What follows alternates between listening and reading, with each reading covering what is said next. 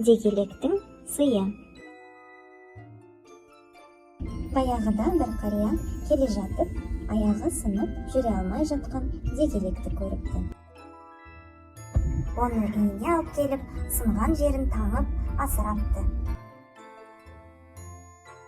Әбден жазылып, ұшуға жараған соң, бостандыққа жіберіпті.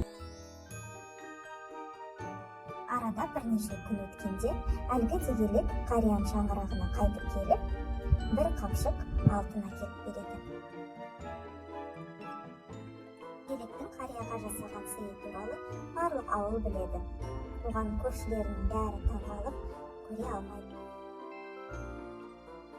Бір қызғаншақ қарт балаларына біз де бір дегелектің аяғын сындырып, бағайық деп арам ой айтады. Бірде ол қарт қамыс арасына барып, бір дегелекті тауып алады.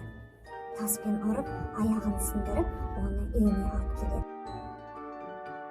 Оның сынған жерін таңып, асырайды. Байғұс қыз бірнеше күн азап шегеді. Бір күні дегелектің аяғы тәуір бола бастағанын көрген қарт оны ұшырып жібереді. Осыдан соң күнде шаңыраққа қарап, дегелекті күтіп отыратын болады. Арада бірнеше күн өткен соң, дегелек оның шаңырағын үстінен бір қап сары жыландар төгіп тастайды. Сөйтіп, қарт алтын тұрмақ, басын қалай аман сақтаймын деп, өз үйінен өзі безе қашыпты.